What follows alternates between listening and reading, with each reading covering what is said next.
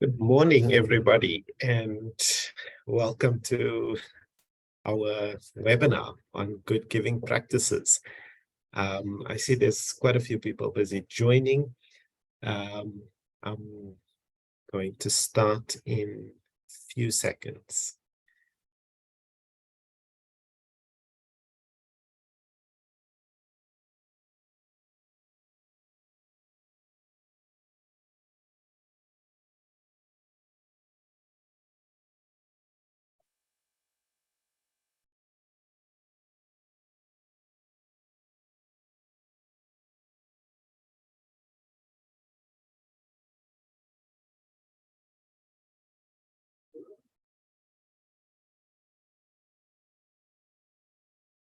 Hi, guys. Thank you all for setting aside time to join our webinar. We hope that it's going to be a fruitful discussion. I'm going to start by just a brief introduction to the panelists that we've got today, as well as a brief introduction on Trialogue, and I'm going to give a little bit of context around the topic specifically. And that's going to take us to our opening statements by our wonderful panelists. And then we're going to go into a Q&A session.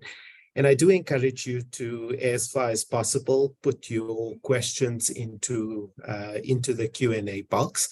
Some of the questions, myself and the panelists will try to respond to in the Q&A box, but we're also going to be pulling some of the questions from there into the discussion.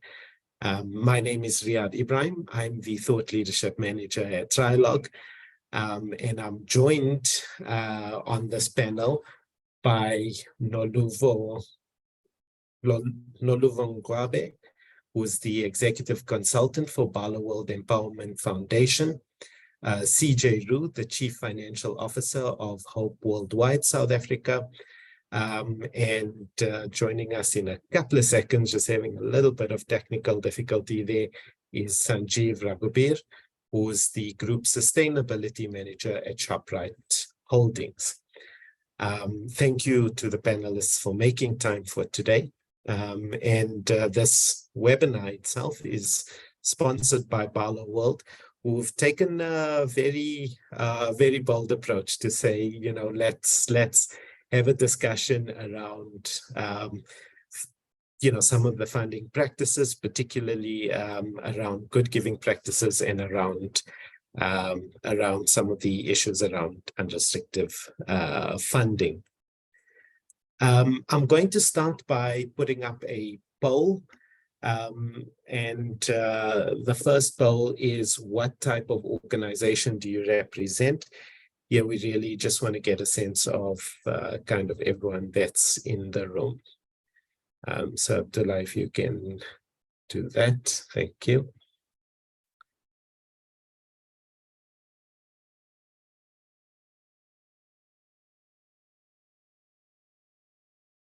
All righty. So just a very brief overview on Trialogue. Trialogue is, and by now most of you are very familiar faces, so I'm going to go very quick through this. Essentially, Trialogue is about supporting better business. We've got a number of different business areas where we have consulting services, which consists of our social impact advisory, integrated thinking and ESG advisory, monitoring and reporting, and corporate reporting. And then we've also got our knowledge sharing platforms, which falls under the thought leadership. And within that, we've got our Business in Society handbook, consisting of the primary research in the CSI sector, as well as a number of key add-ons. There's the Business in Society conference that's coming up on the 9th and 10th of May. And I'll do a short punt on that later in this session, towards the end of the session. We're very excited about that conference. There's the Knowledge Hub, which is our centralized knowledge portal for social responsibility professionals. as well as the Academy and the podcast that we are in the process of building up. The webinars do fit into our thought leadership function, particularly within Knowledge Hub. I want to get into a bit of the context just around unrestricted funding, and I do want to highlight something from the research that we've done previously. So in 2021, only about 10% of companies that we surveyed offered unrestricted funding, and about 86% of companies were not willing to consider it, and only about 4% were in the space of would consider it. And the purpose of today's discussion is that whilst most of the discussion is going to be on the actual funding component of unrestricted funding, we're taking a much broader look at more flexible funding and kind of good giving practices in the sector. We're not necessarily taking an approach of saying, one is good, one is bad type of thing. What we are doing is we'd like to kind of draw back the curtain a little bit through some of these discussions on issues of better giving practices, on issues of, what does unrestricted funding potentially mean? How does it contrast with just capacity building and so on? One of the most notable funding practices, unrestricted funding practices globally, was that of Mackenzie Scott, who's dispersed about $13 billion US dollars over the last 3 years in unrestricted funds to just under 300 NPOs. Before I go into the next poll question, I'd like to just bring up the poll results. Thanks for that. So we're sitting with about half of us in the NPO space and then big business SMEs. Thank you all for contributing to that. The next poll I'm going to pull up is just your thoughts around the most significant challenge to transitioning to unrestricted funding. And if I can pull up that, well, thank you. So as we move on, I want to pull up a little bit more research that we've done. So in the capacity building space, in 2022, the types of capacity building that were provided, most organizations, not most, but about just under half, reported that there was no capacity building being offered by funders. 34% offered workshops and training programs. And you'll see towards the bottom, flexible funding for internal capacity building only made up about 5% of the corporate respondents. And I want us to keep our mind on that flexible funding for internal capacity building as we move on to the next piece of information, which is that from the types of capacity building that are most desired in the sector, 39% of the NPO respondents actually desire, or the most desired form of capacity building is that flexible funding for internal capacity building, followed by pro bono support, and then workshops and training, which was the most offered funding service.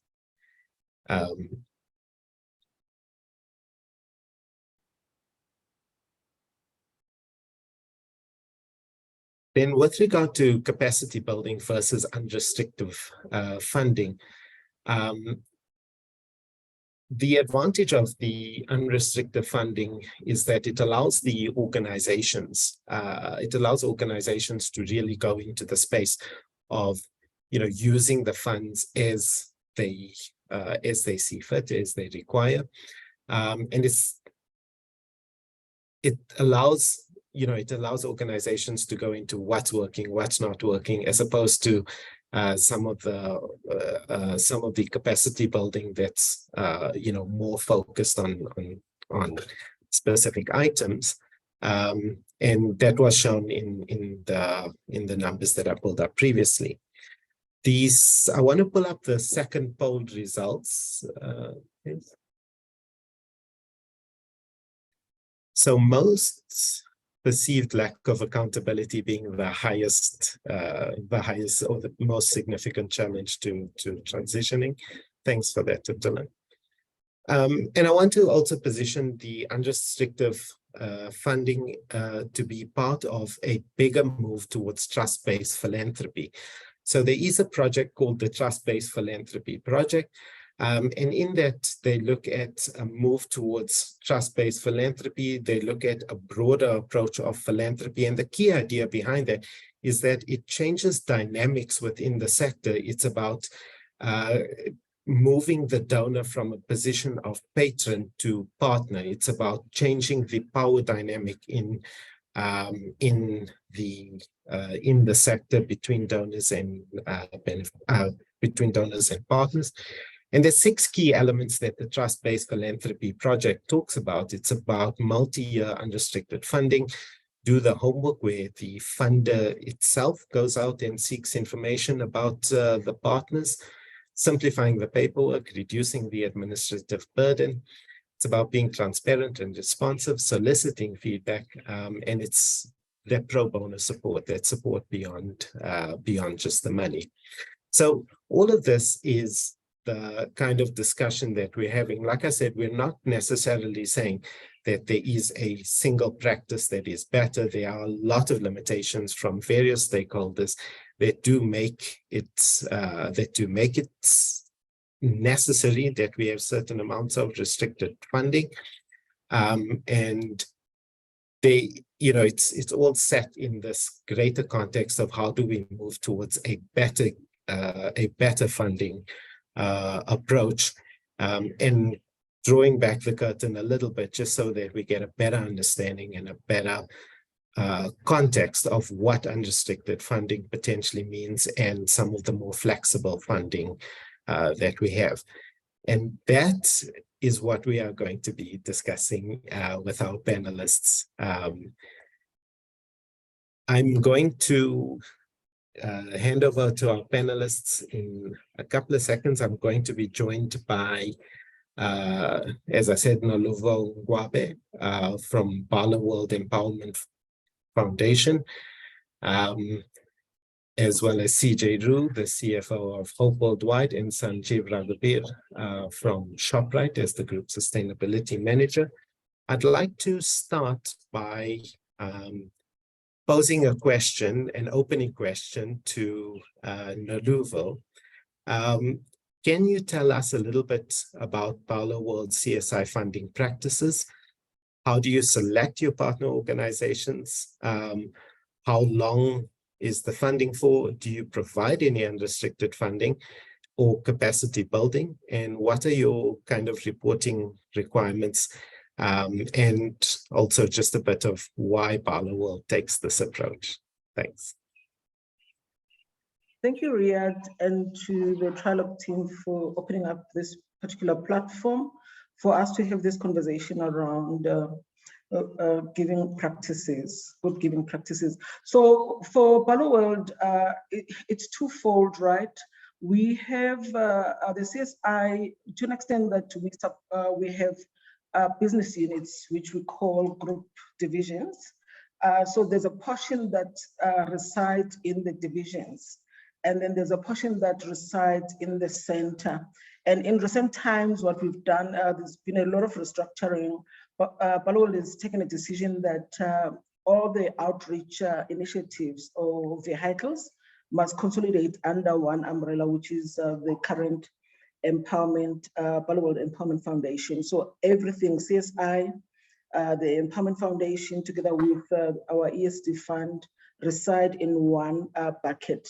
So in that particular space, what we try and do is we try and collaborate our efforts, both at ESD as well as the foundation. But strictly from a CSI point of view, what we look for is entities that have a national footprint, but also that are registered as a PBO. You know, those are very key elements that we look out for. And we tend to stay with entities for a period of between 3 to 5 years. What we also try and do within that particular period is the guys that have approached, or the entities that have approached the business units, because business units have to respond to their localities. So people would approach them, then they report to the center, which is our office. So what we try and do is we then amplify what the business units have done. So in other words, if a person is approached a business, let's say one of our equipment division in KZN, I'm just making an example. So when we report collaborate during the year, we would say to the business units, okay, this person maybe must graduate to the Barloworld Trust, which is the center bucket. So from that perspective, we then try and amplify and give them more leg. And our funding is, it's unprescriptive, unrestricted. We've been doing this deliberately because we don't look at entities as underlings, we look at them as partners, and there's a trust element. So we walk the journey before we even give that funding. We try and understand what is their theory of change and what is also their value proposition in terms of what their intervention programs is all about, and try and align those particular intervention to what the strategy of the business would be at Barloworld, but also what are the interests of the different business units. So what haven't I covered? Why we do that? Yeah, we look at these individual NGO or entities as partners, not necessarily as underlings. So we have that trust element and we walk the journey with them. So yeah, I think I've covered that. But also what happens is that once, because the CSI funding is very limited, so what we try and do is, if the scope of work of that particular NGO in that particular environment is bigger than what the CSI can fund, that's when we approach the empowerment fund to see if they can't then take on another portion of what the NGO requires. Also, if there's an entrepreneurial element, we then put them forward to the ESD. So internally, there's that collaboration of effort in terms of which funding pocket is right or fit for purpose for whatever activity is happening at that particular NGO. I hope I've answered the question. Thanks, Noluvo. Yes, very comprehensively. Thank you. I'm going to hand over to Sanjeev from Shoprite, and I'd like to ask you as an opening question. So Shoprite takes a very interesting approach in its sustainability work. And I just want to clarify that we're talking a bit more about the broader sustainability, not just limited to CSI here. But one of its major programs is around food security. And through this program, Shoprite actually donates quite large quantities of food to partner organizations as part of its food security initiative. And now, I mean, that's obviously not unrestricted. That's very, very prescriptive and focused. But can you tell us a bit more about the program and how the work that you're doing links to the need for operational core cost funding to be in place by other funders with some of your partners? Yeah, thanks, Riyadh. And I think thanks you to Trialogue for giving us the opportunity to talk about our sustainability programs and initiatives.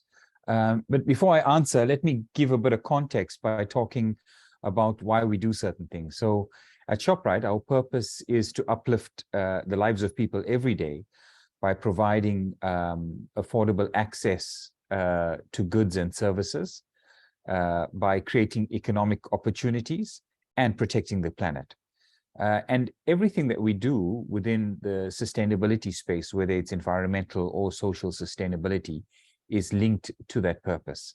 And also what we've done is we've created a direct link between what our purpose is and a few of the SDGs, specifically Zero Hunger, SDG 2, Decent Work and Economic Opportunities, SDG 8, and Responsible Production and Consumption, SDG 12. And in that way, being the biggest food retailer on the continent, our focus is primarily along the areas of food security and hunger relief, youth unemployment, because that's an opportunity or a national priority that we see, and also assists in creating economic opportunities for unemployed youth. And then, of course, SME development, which also creates economic opportunities. So on the hunger relief and food security side, our programs are primarily, our biggest programs are around community food gardens. So the group is supporting close to 200 community food gardens across the country, and over 3,500 household gardens. We also have programs on mobile soup kitchens. So we have 31 mobile soup kitchens based across the country that we deploy on a daily basis, supporting vulnerable communities with a hot meal. And each truck has the capacity to serve more than 1,000 meals a day. We also deploy these trucks, these soup kitchens, during disasters like floods, fires, and droughts. And then we have an ECD program where we support more than 100 ECDs across the country, providing nutrition to those ECDs. And our intention there is to serve more than 1 million meals this financial year. And then to the program that you talked about, Riyadh, it's around surplus food donations. So in the first half of the year, we've donated more than 100 million rands worth of surplus food from our stores directly to beneficiary organizations, more than 400 beneficiary organizations across the country. And to the point and your comments around restriction, what we're able to do, for example, through our ECD program, is that by providing nutrition to the ECDs, and we do this through a partner called the Lunchbox Fund, the ECD is able to then save that money that they would have used on nutrition to do other things for the ECD, like uplifting the infrastructure, paying for the practitioners, the ECD teachers, and supporting other back office functions and facilities. So in a nutshell, I think that's an overview of our programs within Shoprite. Yeah, and we can discuss that even further. Thanks, Sanjay. And lastly, I'm going to turn over to CJ, who's been waiting in the panel. Hope Worldwide. So you are, Hope Worldwide. You're representing the South African NPO chapter, and Hope Worldwide is quite a large NGO, as well as the South African chapter. And you have a fairly broad donor base from, that spans from international aid agencies to religious organizations to corporates. Can you elaborate a little bit on your experiences of unrestricted funding and the benefits that it has to your organization, specifically focused to South Africa? Thanks, Riyadh. Thanks for Trialogue and Barloworld for hosting the panel and having me on the panel. I'm really excited. This is actually a topic that I'm very passionate about. Yeah, and maybe just for some background, as Riyadh mentioned, I'm the CFO for the Hope Worldwide South Africa side of the broader international membership firms that we have, but specifically the South Africa operation. We are operating in all 9 provinces of South Africa, working with over 1,500 ECD centers across those provinces and reaching somewhere between 40 and 60,000 children annually in terms of various services being delivered, nutritional support, ECD center development, including training, infrastructure development, all those types of things. And this is achieved to with our thanks from support from a wide range of donors, as you say, from big corporates to smaller individual donors, and really just a broad range of donors. some of our other member organizations within the international network actually do receive a majority of unrestricted funding. Although what we have noted is that this is more often achieved by fundraising from smaller individual donors rather than from corporate donors or bigger trusts and foundations. So I think very much aligned with the statistics that you showed earlier. That's even our experience on an international scale as well. Yeah, our funding from our South Africa operation, I think, falls very much in line with what you showed. It's mostly restricted. The unrestricted funding that we receive is less than 10% of our total funding that we receive on an annual basis. So as I mentioned, as a nonprofit, we're always heavily reliant on receiving donor funding. And we're very grateful to every donor that we have and understand the need for some of the requirements and reporting that is imposed on those funds. But we do also see a great opportunity to make bigger and more lasting impact through unrestricted funding. So although it's limited, the unrestricted funding that we have received, the impact of it that we have seen is definitely undeniable. It has helped us in the development of our organizational capacity in terms of staffing, improving our strategy, sustainability, and ultimately our success as well, overall in achieving our goals.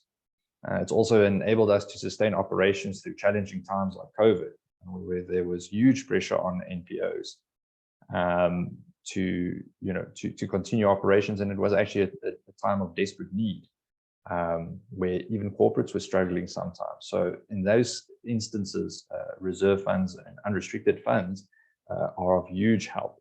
It's also helped us to sort of grow and streamline our internal processes with the use of technology and the capacity building of our staff.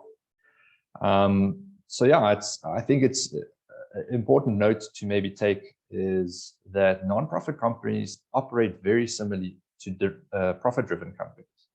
The end goal is just slightly different. Our end goal is to serve beneficiaries through the funds that we bring in, but we have much the same needs. There are overhead costs that need to be covered. There's capacity building within the organization, and I use capacity building as a very broad term here for multiple facets. We need to still do staff planning. We look for future growth opportunities to be able to reach more beneficiaries, achieve more things. However, I think the limited unrestricted funding that is sort of in the industry at the moment, as well as some of the requirements that are sometimes placed by funders for their funding, does hamper that growth. And what we found is where we do receive unrestricted funding, it generally goes towards covering more operational costs. And there's very little left over that can go towards the developmental goals that we necessarily have. So yeah, I think in summary, we've found that the unrestricted funding is extremely helpful, and we see the potential for it to make a much bigger impact in both our organization as well as civil society as a whole. And yeah, I like what you said. It's moving from that patron to partner perspective and seeing the value in that relationship. I think that we found most helpful when we see the unrestricted funding coming through. Thanks, CJ. And when we're talking about partnerships, and there's a really good question that's come through in the Q&A from John Gilmore. Thanks for that. He asks, to what extent should funding entities be collaborative with each other? Because it's very rare to bring other funders to their partners on the ground. And I'm actually going to, I'm going to throw this one back to Sanjeev for a bit of comment. Because you need organizations that have strong capacity to deliver on the projects, and organizations that do have a strong bit of core funding and that's associated with that. So there's definitely a need for that sort of partnership. How can organizations kind of how can funder organizations bring in greater partnerships around different funding mechanisms together, if that makes sense? Yeah, thanks, Riyad. I think in terms of partnerships, there's a number of partners that we ourselves, and I can speak on in terms of our experience, that we work with. So certainly there are partners on the implementation side. So we work with organizations like Food and Trees for Africa, the Lunchbox Fund, the Red Cross, Rise Against Hunger, the Gift of the Givers. So a number of organizations who are on the ground, who we see as being credible, and who are aligned to what our purpose and what our values are. So we work through that in terms of implementation organizations. The other partners are partners that are in our community, so beneficiary organizations that are working in communities that we want to support and that we want to be part of those communities. So and like I indicated, there's more than 450 of those. The other partners, of course, are also our suppliers. So through the programs that we have, we also see these as platforms that other companies can latch onto and support and deliver even their corporate social investment ambitions and commitments through. So as an example, our mobile soup kitchens that we have, we partner with Mars with their provision of soup. We partner with other bread suppliers. We partner with Kellogg's. We partner with Future Life, with various other providers, with various other suppliers. And the way we see it is that we provide this opportunity, this platform, this vehicle that other suppliers can execute and deliver on their CSI ambitions. Thanks. Then I wanted to, there's another question that's come through from Tori Gardner. What is the feeling of a kind of a 10 to 15% administration fee within proposals for the unrestricted funding pot? And I think I just want to add a little bit to that question. I think it's important in that, you know, most proposals that do go through in most funding relationships do include a certain element of overheads, of back office support and so on. And usually it is kind of in that certain percentage region. But when we're talking about unrestricted funding, and that what we're talking about there, and this also goes to Jenny's question, who was asking what's the actual definition of unrestricted funding. And so I'm going to try and answer that in this question as well.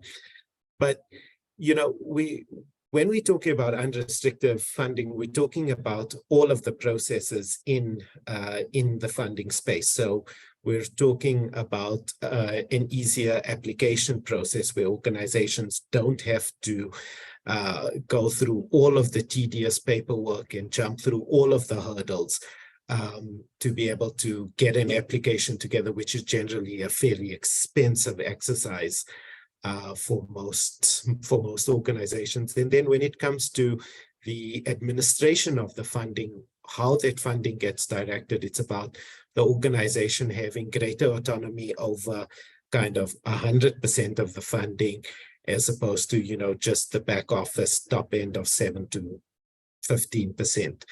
And then it's also about reducing the administration around the reporting and having to fit your reporting into the donors' M&E templates and having different reports for every donor. And about a lot more partnership where the funder is an actual partner and is, you know, part of the discussions, part of the strategy, part of the organization. And so when we're talking unrestricted funding, like I say, you know, in this discussion, we're talking largely about the actual funding amounts and that, but it's about the entire process of reducing the administrative burden on organizations and making it easier for organizations to submit their reports and that, and also making it easier for them to have much greater flexibility in how they utilize those funds. So on that kind of having the a certain amount capped for that, does potentially provide some limitations. And one of those limitations, or one of the difficulties with that, is that it may have an impact on the innovation. It may create a risk aversion for organizations. So I'm going to, two parts of that question. One, I'm going to switch to CJ to ask his views on how, having a very small cap of the funding allocated to back office and overheads, and the rest of it having to be dedicated towards the actual project, the impact that potentially has on innovation in the sector. And then I'm going to turn the second part of the question onto Noluvo in terms of your stakeholders and what their expectations are. But I'll ask CJ first, and then I'll ask the second part of that question to Noluvo. Yeah, thanks, Riyad. I think it's a great question. Maybe just to backtrack, I think there is also a difference in definition between what certain organizations view as unrestricted funding versus restricted funding, and even in our experience, what from one funder to another funder is classified as administrative costs. In our experience, we have funders that see all salary costs as administrative. Other funders make a definition or a split between salaries that are project driven. So your sort of boots on the ground, those are considered project costs, not administrative costs. So I think it comes back down to having those conversations with funders, having that relationship with them, and negotiating and talking through those type of things, so that we know we're on the same page when it comes to that. In the view of the unrestricted funding, I think it's like you said, it's a very broad term, but essentially what it boils down to is a more flexible approach. There's a bit more leeway on the NPO side itself in terms of what that funding gets used for, obviously within a framework of stated goals. And again, this is where the relationship and the partnership element becomes important. But I think all funding does come with requirements. And in our experience, those requirements can be reasonable and understandable, or in some cases, it's sometimes a little bit less reasonable. But we also recognize that funders have restrictions placed on them sometimes. A lot of the trusts and foundations that we work on are also adherent to a board of trustees or something that have a certain vision or goal. So I think there's an understanding within the industry of where we are. Looking at sort of some of those requirements and restrictions, that we've experienced, I think we can sort of link it to what we call the 3 R's. So revenue, reach, and reporting. And then when I speak about revenue, I'm talking about the funding that we actually received for a given project or from a funder. And those are sometimes restricted in terms of what it can be used for. I think, like we mentioned, what is defined as an administrative cost, what isn't defined as an administrative cost. Capital expenditure is another big one that is sometimes not allowed within, what that funding can be used for. The other one is reach. So again, what is the objectives and what do we need to achieve with that funding? And sometimes there are very specific and stringent requirements on what needs to be achieved. Sometimes there's a bit of a broader scope that allows for a little bit more flexibility. And we've experienced both sides of those as well. And then finally, as you mentioned, is reporting as well, where you have a spectrum of donors and funders that sometimes require sort of very high level, once a year, this is what we've achieved with your money, versus other experiences that we've had where it's monthly detailed reporting, accounting almost to the cent of what was spent before next fund release comes. So I think there's a broad spectrum within funders and approaches to this. And I think although these requirements are understandable, as I've said, they can lead to an element of risk aversion for organization, especially where you find that the revenue of the funds received is limited and your reach and reporting requirements are or can be excessive. It can increase that pressure on the NPO and lead to missing opportunities because of that. However, I think where there's a greater portion of unrestricted funding, this can lead to a greater sustainability and success for NPOs, which in turn has a positive long-term effect on society as a whole. So as mentioned, I think unrestricted funding allows an NPO that greater flexibility on all three of those R's, on both the funding revenue side of things, the reach and the reporting. It allows for innovation, capacity building, stability, and ultimately allowing us to serve the communities in a much better way and to achieve the mission statements that we as nonprofits have. Unrestricted funding, in our view, or in my view, is essentially an investment in a nonprofit. It's an investment in its mission. It's not necessarily funding that ensures a service is provided, but there is a partnership working with the NPO by the funder that enables those.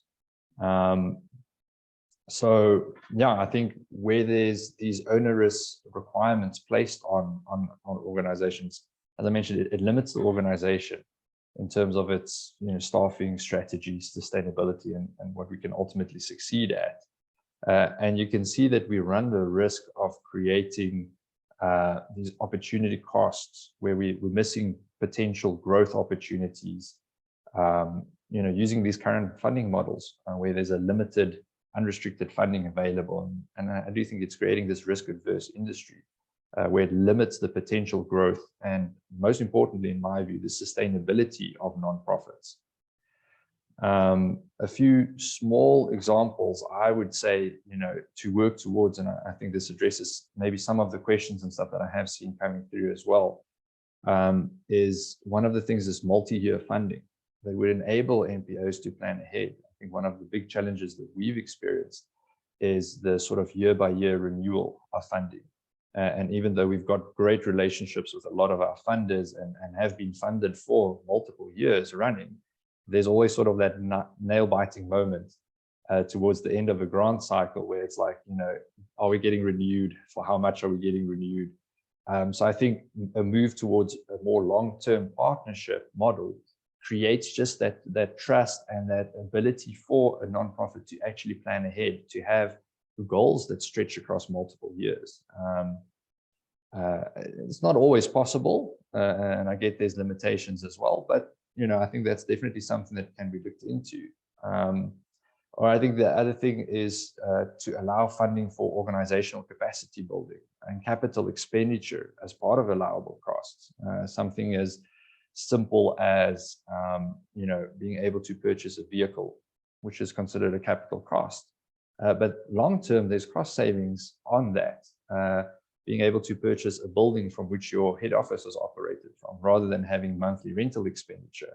I think some of this it's simple things that I think profit-driven companies understand very well, but somewhere it gets missed that nonprofits, as I mentioned, operate very similarly. It's the same needs, it's the same cost-saving things that can be implemented for us, making our projects more efficient and streamlined.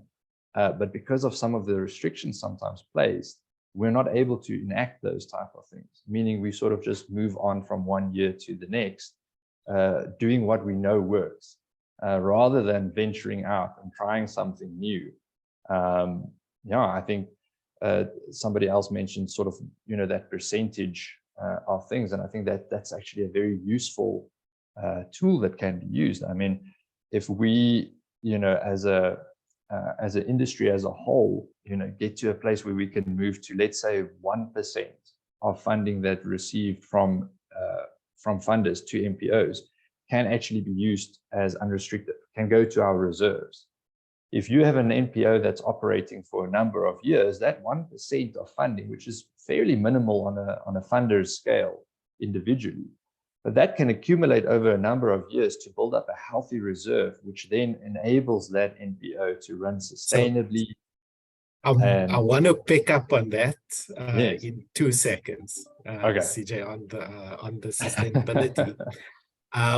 But I want to pose the question to both Noluvo and Sanjeev regarding some of the tensions that are that do come into play. There's requirements that your stakeholders have, and how do we, a large motivation behind a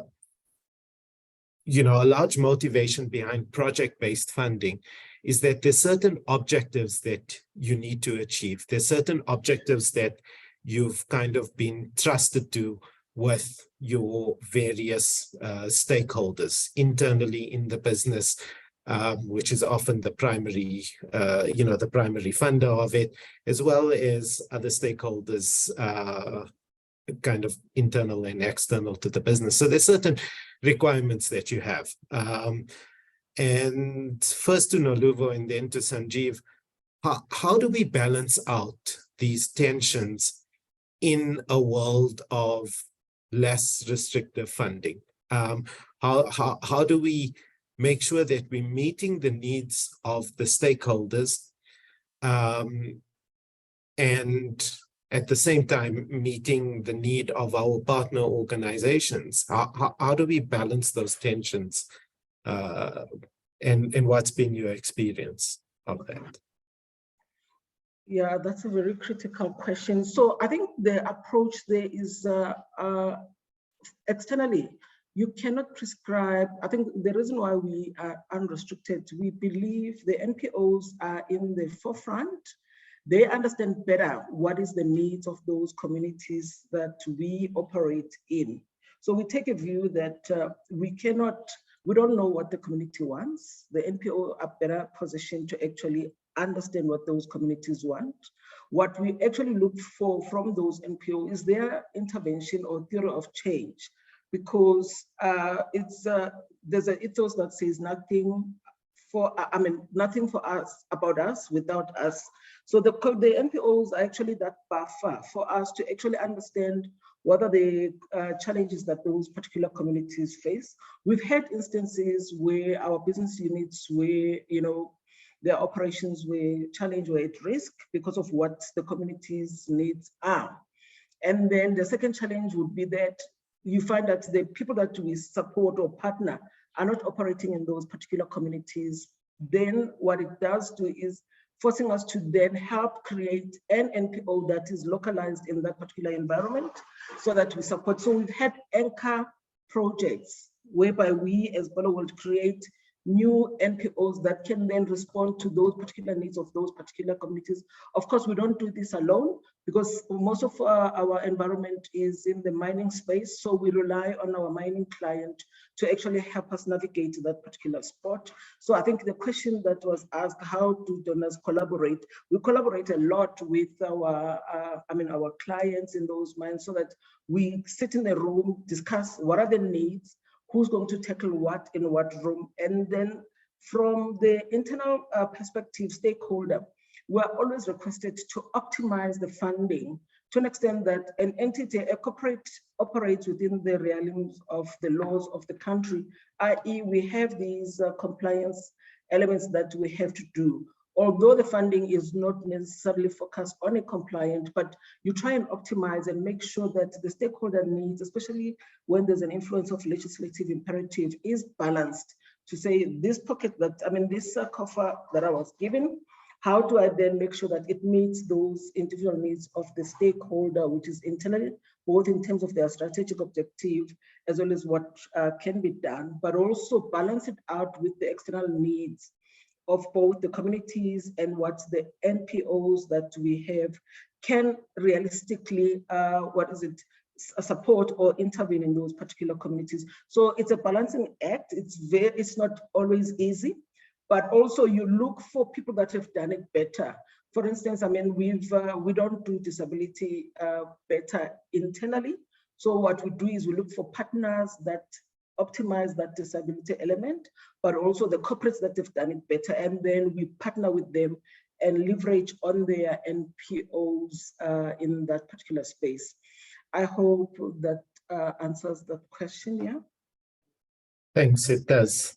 Sanjeev, I'm going to turn over to you to reflect on that, on the internal tensions, but I also want to, as part of that, I also want to ask an additional question. And I'm hoping you can work magic and answer both of them at the same time. So sticking with the food gardens, you know, there's obviously different requirements and different output capacity that you have in your different provinces and that. Was there a tension in what was expected of the various food gardens, you know, across the different provinces and that? And how did you kind of negotiate a common understanding of what is required with your service providers as well as with some of your internal stakeholders? If you can integrate that into your answer as well about internal tensions with regard to, you know, various options of unrestricted funding and also restrictive. Yeah, thanks, Riyad. Yeah, in terms of the tensions, I think the one thing that an organization has to be clear about is what is its intention and what is its purpose. And we feel within the Shoprite group that we've articulated clearly what is our purpose and what is it that we want to do. And in that way, we address a lot of the tensions in terms of being very clear and very precise in which areas we will participate and we will support. I think, you know, working with the partners that we've selected, and in this case, if you refer to the community food gardens, our program is around building capacity in communities. So the program is designed to have an 18 months support of coaching, mentorship, providing seeds, providing implements, providing irrigation, sometimes infrastructure like fencing and shade netting. And then after 18 months, we evaluate the project to see if there are certain milestones have been achieved, and then we continue funding for another 12 months, and then another 12 months after that. And to the point that CJ made around sustainability, it's important that the community food gardens and the gardens we support are able to become sustainable at some point in terms of supporting the community. We know that the impacts of climate change, and we see it on a daily basis, are impacting our country in terms of either flooding, in terms of droughts, in terms of fires. So if we can help and support communities to build some level of resilience against food security, then this is really the program that we would do it through. So yeah, and I think with other tensions within the organization, part of the reasoning that we focus on these areas and that we have designed these programs in this way is that we also create shared value. So we create value for the organization, we create value for the communities that we want to be part of and that we are a part of, and we create value for all of our stakeholders across our organization. Thanks. There's one thing that I said to CJ that I want to pick up on that he was talking about, was this idea of NPOs, NGOs kind of increasing their own sustainability, increasing their kind of income generation capacity. And you know, and it's also a question that's been asked by Tamiko in the Q&A. And thanks for that. It's a really important one, because I think that, you know, in order to assist partner organizations to become more sustainable and increase their capacity, it also means part of it means increasing the income generating capacity. And I'm going to ask this to all the panelists, and whoever wants to take a stab at it can. You know, how do we better support organizations to become more sustainable? And how does this balance out with the requirements of our stakeholders? Because, you know, our internal stakeholders, and that very often are looking for a certain amount of impact, or are looking for certain project outcomes in that. And sometimes the income generation capacity, building that income generation capacity, takes a little bit of time. And so in our immediate funding, for instance, we're not going to be able to see that materialize, but it is going to have a long-term impact. How do we potentially balance out those tensions? And you know, is unrestricted funding potentially a useful tool that can be used to unlock greater sustainability in organizations? Or do you not think that, you know, the two are necessarily related? So I'm going to throw that out to all of the panelists, but I'm going to ask that you keep your answers very short because we've got 4 minutes left. CJ, you've got your hand up. Sure, I'll take sort of a quick first stab at it. I think just leading on from the previous, you know, point that I was making, I think sustainability is really where the answer to this lies, and it lies within that relationship and partnership between the funders and the NPOs. I think more specifically to the question of income streams, I think it's also very tricky. If I take our South African operation as an example, we're registered as a public benefit organization as well, which comes with a lot of advantages in terms of tax relief, as well as being able to issue donation certificates, which a lot of your corporate donors actually require. But it also places restrictions on us in terms of we cannot enter into any profit-driven activities. So your income streams as a non-profit or as a public benefit organization are limited in that sense. So when I talk about sustainability, it really does come down to a bigger part of unrestricted funding being made available to us by funders, since that is primarily where we as NPOs and PBOs do get our income from. It is difficult to self-generate that income other than through vehicles like investments and interest, which are not considered profit-driven activities. And therefore, my earlier point that if there is a greater move towards providing unrestricted funding, even if it's a small percentage of normal grants given, to enable NPOs to build up a type of reserve to a point where that reserve can start generating monthly interests and investment income that enable us to cover some of our core costs. That leads to sustainability. And I think social challenges are long-term challenges. It doesn't change overnight. It doesn't change even within a year or two. We talk usually in decades in terms of making significant impact in a social setting. And I think that's where the importance comes in for the sustainability of an NPO, is if we want to have that impact, as you talk about, that I think also everybody's striving towards. Our funders, corporates, everybody sees the challenges and are trying to address those. But I think we need to take a long-term approach to it. That's the only way that we will resolve these types of issues. So we value those partners that can come alongside us, support us in our capacity building and stuff, and really take hands as partners in working together on a long-term goal, rather than sort of, you know, short-term minimal impact type projects. Sure. Thanks. Guys, we have reached the end of the webinar. I want to, I mean, there's so much of discussion that I still want to have, but we are out of time. I'm going to ask for a closing statement from you, Noluvo.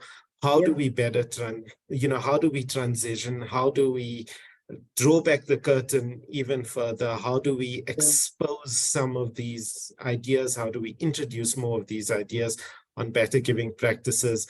How do we build the sector better? And closing statement from you, and also just in closing from my side, thank you to everybody who's joined us, and especially thank you the panelists, CJ, Sanjeev, and Noluvo and Barloworld for sponsoring this really fruitful discussion. Over to you, Noluvo, for closing.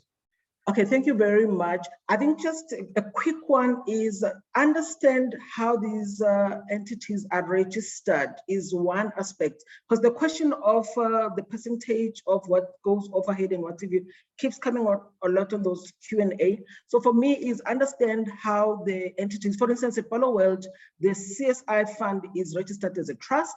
Trusts are restricted in terms of what becomes overhead.